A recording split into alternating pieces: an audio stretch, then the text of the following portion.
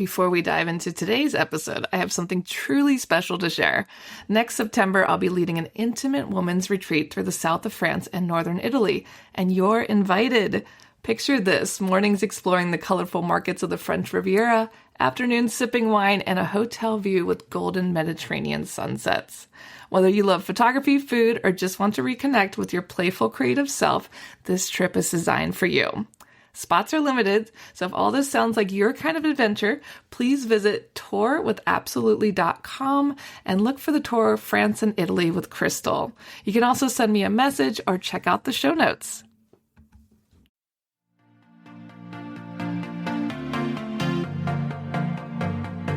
Hey guys, my name's Crystal Kenny, and I'm in love with creating. All things artistic and imagination involved. I'm an American girl who chased her creative dreams all the way to Paris, France, making a living using photography.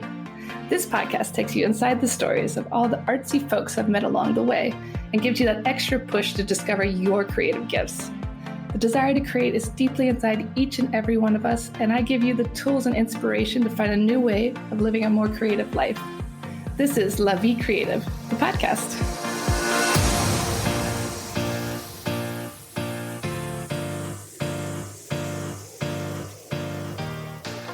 Claudine Hemingway is a descendant of famed writer Ernest Hemingway.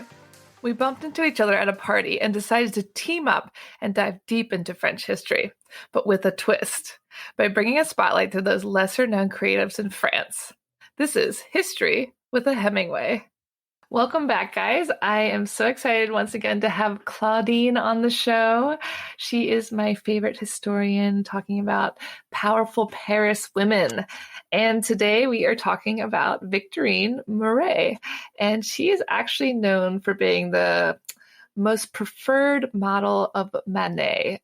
There's a lot of stories about her, and some are true, some are not, but I feel like she kind of got a little bit of a bad rep, and I think Claudine can clear that up today. Yeah, hi. So Victorine Meurent was a model in Paris. And so she, a lot like our previous story about Suzanne Valadon, they have a lot of similarities and actually a lot of the same path that they took and a lot of the same people they sat for. So Victorine was born in Paris in 1844. And at 16 years old, she started modeling in the studio of Thomas Couture. And he was a big painter. If you've ever been in the Orsay and you go into the very center of the bottom, there's a giant painting that looks like a Roman orgy. And that's basically what it is. That's a lot of people call it the orgy painting. That he painted that. So he did these very like academic type of paintings. He in a studio, so he had this young gal that was a model. And then one day, Manet, who was also taking lessons from him, was there and saw her. She's young at this point. She's 16 years old. She meets, all of these different artists. She's a model for couture for years and years. A couple of years later, she starts painting, with Manet. So he used her for the very first time in 1862 for a painting called The Street Singer. And it shows her coming out of a door. She's holding a violin, which she actually did play the guitar and the violin, and she would actually give lessons during this time. So the very first painting he painted of her was as a violin painter. So she worked with him for quite a while. She would sit for him. In that same year, she sat for him 4 different times. So he did The Street Singer. He did another one called The Portrait of Victorine, and then did Mademoiselle Victorine in the costume of a matador. So he did these 4 paintings, and then he did one of his biggest paintings he ever had done. And it was Déjeuner sur l'herbe. Most people know this painting. It is a huge painting that is in the Orsay today. And it has the 4 people sitting on the grass. And it has the woman in the front that is naked, and then a woman in the back that's in the stream, and the 2 people sitting, the 2 men fully dressed. So it was a huge controversy at the time because the 2 men were clothed and the woman was not.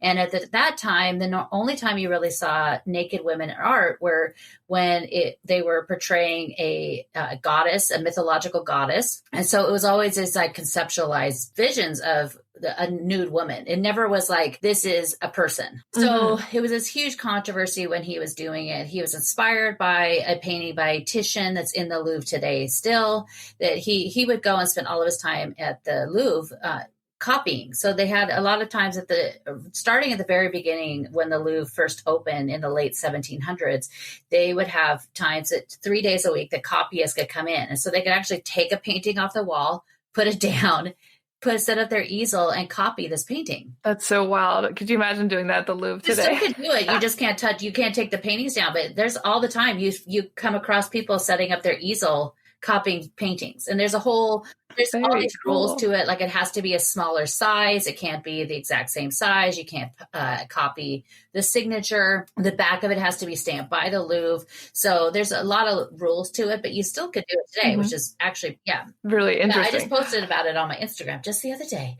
But so Manet at that time, it was rumored that his father had been sleeping with this woman that they brought into their house, and her name was Suzanne Lehoff, and she was brought into their house to teach Manet and his brothers how to play the piano. So they ended up, she was only a couple years older than him. They ended up kind of having this like secret love affair. But his father, we look back now, we think his father did at the same time. So his father was having this affair with Suzanne, and she ended up getting pregnant. We still to this day don't know who the father of her child was, but it put a huge wedge in between Edward Manet and his father, of course. I would think so. Like, not cool, Dad. So here it is, years later, he's doing this painting. And so he, has all these like, I'm going to shake up the establishment, and I feel like I need to paint women bathing at the beach and all this stuff. And, his other artist friends are like, wait a minute. I don't know about this. So he started painting this painting, and he was going to do it with Suzanne in there as the painting. And then he decided, oh, wait, maybe I actually shouldn't do that. And so he ended up, he painted basically his lover, Suzanne, into it. Then he decided, well, maybe I should actually cover that up and change it to Victorine. And then he decided, no, later, I'm going to use Suzanne. So he had Victorine actually posed for the painting. So she's a woman that's in the very front, that's naked, and she has kind of her arm on her knee, and she's looking right at you. So when you're looking, she's staring. She's the one staring at you. So he ended up changing it later and making it so it was the face of Suzanne. Oh, so he changed it again. It was Victorine, and then he changed it to Suzanne. Yeah, so the whole painting, his brother was used for one of the men, and then the one on the right, he used the exact same form as Michelangelo's Adam. And then, so he kind of did this whole thing. Some people say it's his family portrait because it has his brother, his future brother-in-law, it has his brother in there, and then it has, this Victorine / Suzanne. Interesting. Scandalous. It ended up being displayed at the 1863 Salon, which is this huge thing that they had been doing in Paris for a long time. And it was the only way for artists at that time to really get recognized and to be seen. It was, the Louvre was opened in the late 1793. There wasn't a lot of ways for, now it's like everywhere you turn in Paris is a gallery or a museum. Back then, it wasn't like that. So these salons would come together, and they had this huge committee of people that would say what they can and cannot show. And so he ends up, here's my painting, wheels it down the street, and they were like, whoa, wait a minute, no way. So, they completely freaked out. They said, no, we're not going to show it. And they ended up saying at the time, they were like, we don't want that here. And they just basically almost banned Manet at that point. It turned into this really scandalous thing. So at the time, he ended up, they kind of put this whole other one together called the Salon de Refusé. And it was all of the people that were getting refused from the Salon went into this other place. That's the one I want to go to. So, here's this huge painting with this naked woman on it, it's causing all these problems. But then, that was in the scheme of things tame, because in the next year, that same year, he, using Victorine again as his model, painted Olympia. Olympia is probably could be, one of the most recognizable paintings in the world. And it's this, it's Victorine, and she's laying naked on the chaise lounge, and there's the young girl bringing her the flowers, and Victorine's looking right at you. And so Victorine was this kind of, slight girl. She had red hair, so she was nicknamed Le Crevet, the shrimp, because of her hair color. The crevette, yeah. And so she at the time, but they, after the Déjeuner came out, and then Olympia came out, Olympia was finished. Olympia at the time was a name that was associated with prostitutes. Ah, I didn't know that. It basically already started to not, this is already going down a bad road. And, he painted her with this necklace and this bracelet and these things that all were examples of wealth. And she's laying there, and this young, this young Black servant is bringing her this huge bouquet of flowers. So it's are these from, her next gentleman caller? Who are these from? Later, they did all this research, and they found out the model for that, her name was Lori. And it's this whole great story about how all of these forgotten people in paintings, these African-American models that were forgotten, that were just never had a name, how they've done all this research. So that's, that's a whole sideline on that.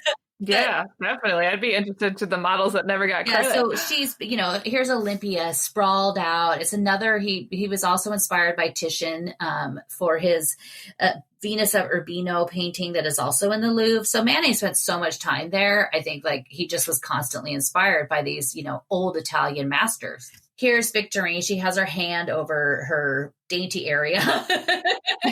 And she's laying there, her lady parts, and she's looking at you. So, here comes Manet again, cruising on down to the salon with this baby. And it's, it's for the 1865 salon. And they were just no way, forget it. There's just no way. So it ended up getting seen by some people at the Salon de Refusé. And it was horrible. The writers were saying she's the perfect ideal of ugliness, just horrible things about her. And when you look at the painting, it's beautiful. She's beautiful. So it was just so different at the time. Yeah, it was such a different thing, because that's not, even when Ingres, when he did his obelisk, it was a huge thing. And that was, that you see her from the back, but it just you didn't see naked women portrayed as real people. Yeah, it was the first time and did he ever say why he wanted to go that direction? I think he kind of just wanted to shake things up anyway. He never really was one, even though they say Manet kind of was almost he was right on the edge of Impressionism, but he never wanted to be associated with them. So that's interesting, because those are the guys changing history, and I guess he just got thrown in with them. Yeah, there's this amazing book called The Judgment of Paris by Ross King, and it basically has all of it. I basically became obsessed with Manet when I read this book, but it's basically all about how all of that set up and it birthed the Impressionism. Interesting. Okay, people, read that book. Amazing book. I was just dying the whole time. But yeah, he just didn't, I don't think he ever wanted to be acquired to a label. He was a punk rocker. Punk rocker back in the 1860s.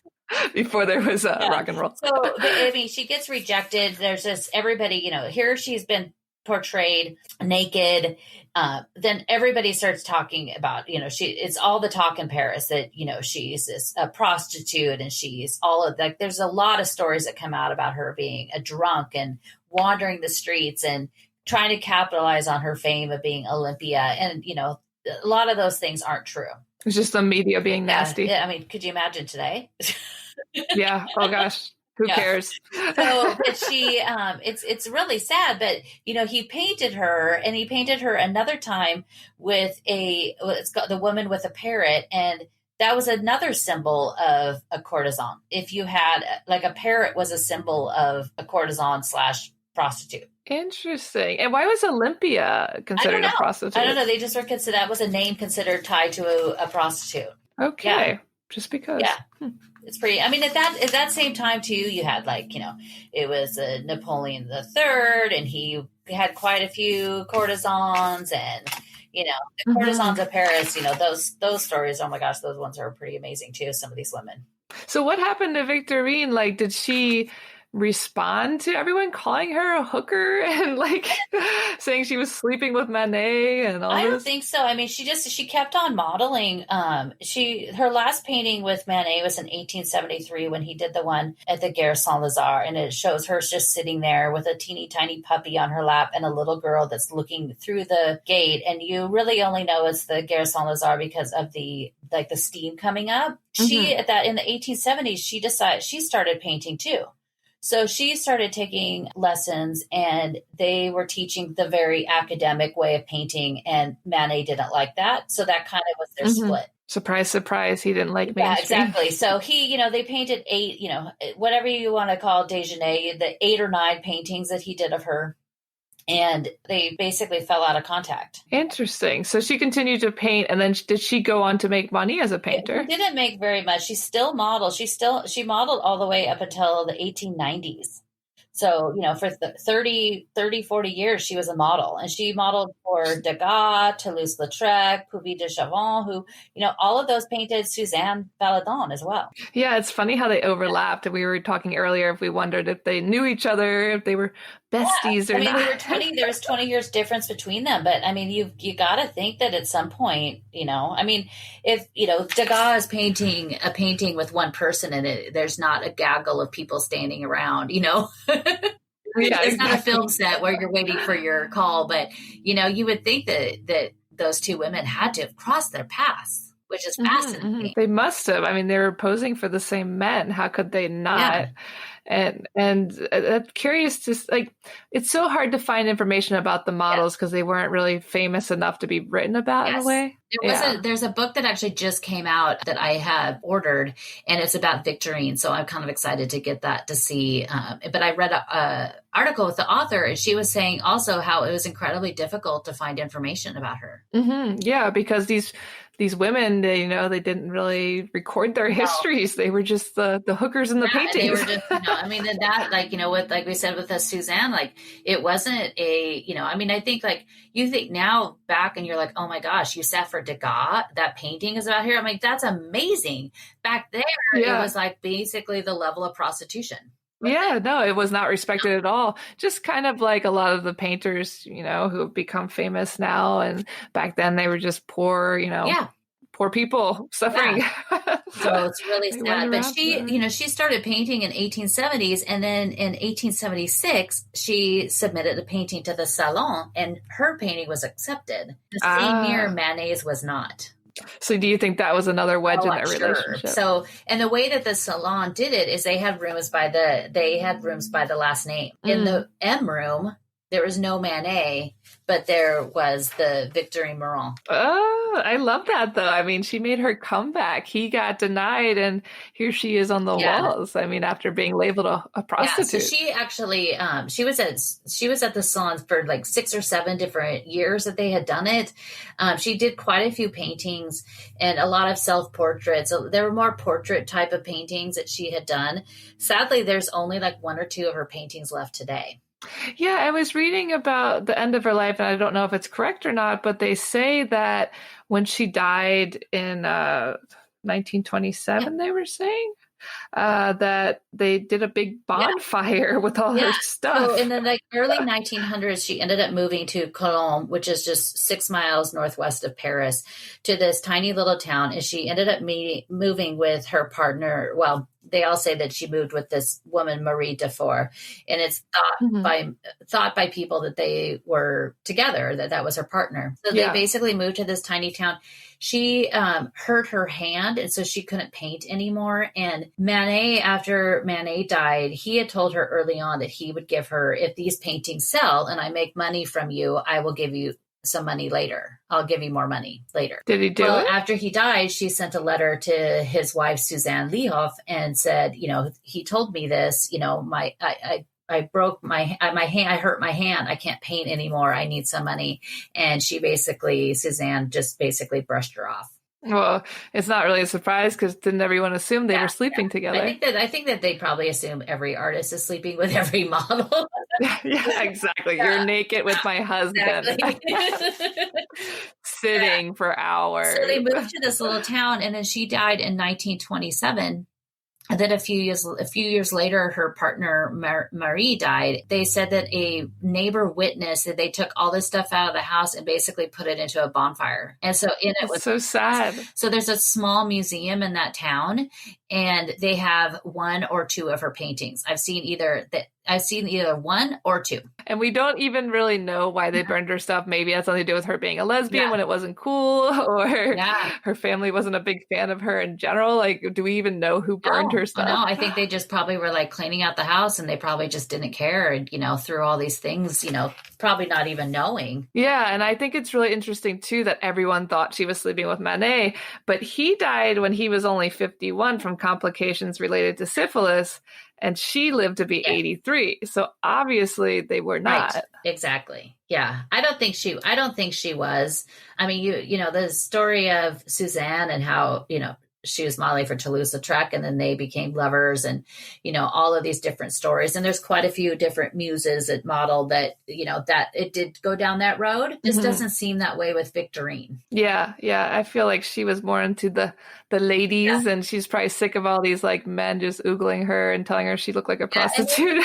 Rumor that she had that one artist that she modeled for, that there was a big rumor that they were sleeping together, and, there was like, no, that didn't happen. Yeah, and there wasn't really a platform for them to defend themselves either. They were, how much were these women making? They were making like nothing to be models. They were making next to nothing. Yeah, because you said it was like the equivalent of being a prostitute, which maybe the prostitutes made more money actually. And then some of you're standing, they're standing and holding these poses for 8 or 9 hours a day. Gosh, and from what you've read, do you feel like these women did it because, they couldn't do anything else? Or do you think they really just wanted to be around these famous artists and learn their trade or be around this interesting situation? I think most of them because they wanted to be around the artists. And they were actually with both Victorine and Suzanne, they were both became artists themselves. So I think for them, it was their way to get into the artistic world. And, what better way to learn? Were women even allowed to go to art school back then? I think so, because she did go to art school. Yes, she did. She went to Julienne, I think it was called. It's not. I don't think it's around anymore. But she did go to art school. Okay, so they were like classically trained. That's right, because Manet didn't agree with that. So I don't think that it was. It probably wasn't. It was probably not a real normal thing to do at the time, but. Or probably they weren't taken very seriously. Yeah, and it was kind of like a free education, watching what they did and getting to know them. And I'm sure they were chatting the whole time, like kind of learning the craft in a way. Yeah, it's pretty sad. But she lived to be 83 years old. She had, it's pretty sad that not many of her paintings remain. Now knowing how close that museum is to Paris, I definitely did go check that out. Yeah. And I'm curious to see when you read the book what else you find out, because it's very hard to find information on these ladies. So it's a very curious thing. Well, thank you so much, Claudine. It's been another fascinating episode with you learning about these powerful ladies in history. So fun. Happy to hear. And we will see you next time. Thank you for listening to Paris History Avec a Hemingway. If you want to find out some more, you could always find me on my Instagram page, Claudine Bleu Blanc Rouge, and that's BLEU, as in the French way to spell it. And each day I post a daily history lesson about a person or a place or something in Paris, or it's lots of fun facts. And then also at ClaudineHemingway.com, where you can also sign up for my newsletter there.